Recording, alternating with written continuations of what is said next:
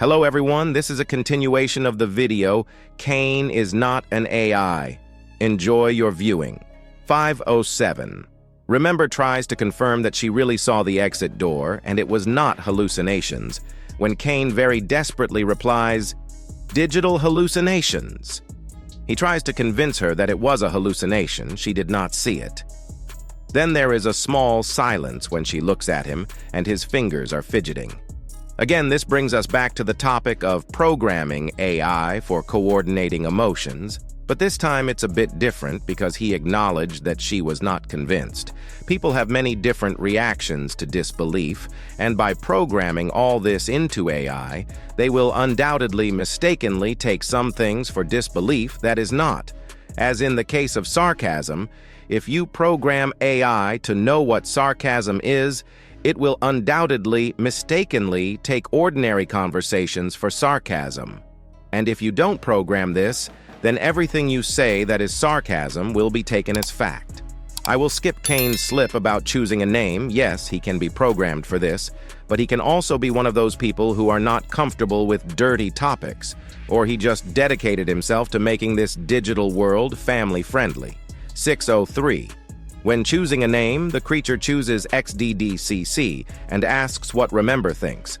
Before she has time to say anything, he interrupts her and says, "You're right, terrible. Let's try again." He realized that XDDCC is not a very good name and wanted to choose another.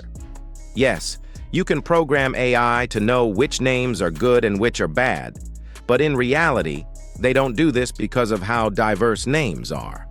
For example, AI will find it difficult to distinguish between a daisy flower and a person named Daisy, and really, unique names would be hard not to fall into the same category as XDDCC. There is also pronunciation. Jesus can be pronounced in two ways. This can really confuse AI if it says one pronunciation in some situations and another in others. Sin created the world of TADC to torture people who treated drones the worst. Hello guys, I came up with this theory and I would like to explain it in more detail here, so let's move on to it. Attention, spoilers for both MD and TADC. We already know how people treated drones, but some of them may have treated them so badly that Sin didn't think that killing them was good enough. So she created the world of TADC, erased all their memories, and gave them a few fake memories of how they put on headgear.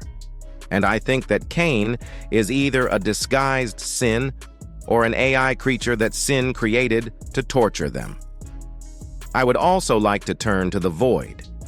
In episode 5, Sin calls herself Void, exponential end, and Cain does not want them to get into the Void because it is an unfinished project. What if it is not? And the Void is actually a singularity that blocks any path to escape. But if they manage to get to this singularity, they would unlock the key to escape. But Cain, of course, always stops them. And what if Remember is actually Tessa? I put forward a theory that Tessa is still alive. But this theory and this theory are completely separated. Remember is the main character of TADC, and since Tessa is an important figure of MD, what if Jax is her father? Another female character, I forgot her name, LOL, is her mother, and these other characters are also other people. But wait, they said that they came there at different times. Maybe Sin added them at different times. Or Sin distorted their memories in such a way that they thought they had been there for a long time before. Someone else came, but in fact, no more than a few minutes passed. And she added them one after another. And Glitch himself said that they all deserve to be there, and Jax deserves more. And abstract people can actually be those who are trying to find a way out so strongly that Sin does not like it, that it turns them into abstract people. And she releases them to torment others and even the person himself even more. And when that's enough, Cain is ordered to get rid of them. What do you think is crazy or not, good or bad? Give me your criticism, your agreement, and disagreement. Tessa, because she disobeyed Sin and went to the gala concert, and they also locked her in the basement, plus she didn't quite like her. Perhaps one of the ways to escape is to stay in the void long enough. Maybe that's why Cain doesn't want the players to go there. Abstraction could also be another way to escape. So Cain organizes actions for the players to prevent their abstraction. Why doesn't Cain want them to escape? Maybe because he's lonely in the circus, so he tries to make the actors stay in the circus. People misunderstand the series. I think people are completely misinterpreting what the Amazing Digital Circus will be like.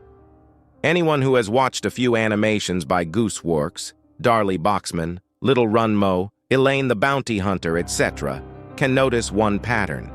It's unpredictable. Not unpredictable in the sense that you don't know what will happen next, although that's true. Unpredictable because there is no clear storyline.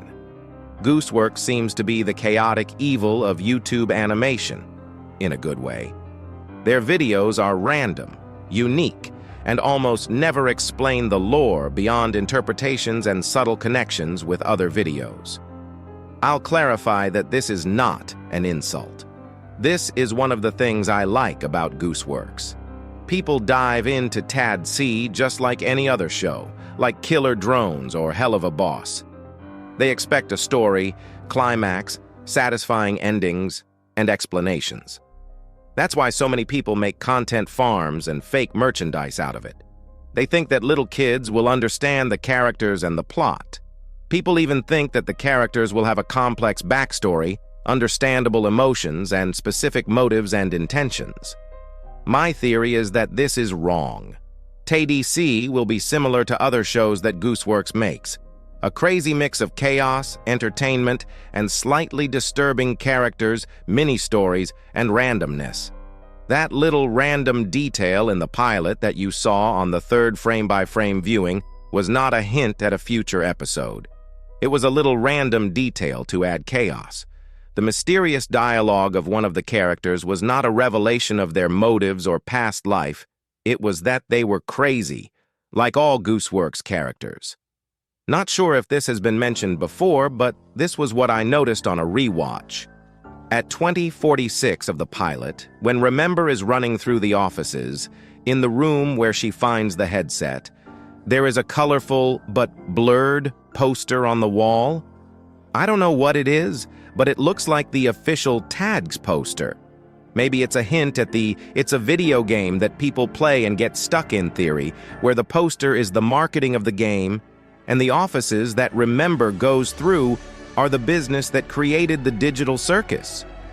If the headset is found in this room, it could mean that maybe she was a beta tester before she got trapped inside. Just an idea. Some smaller things I noticed in the room. All other posters in the same room remain empty, except for this blurred but colorful one. This is the only room with computers that are also turned on. In the room, there are a couple of clocks, I think 3. The clocks in the photo show about 10:20. Another clock is next to the table with the headset, and another one on the pillar. Both are very similar in time. We only see one more clock a couple of doors before this, at a different time. I don't know if this is really relevant or not.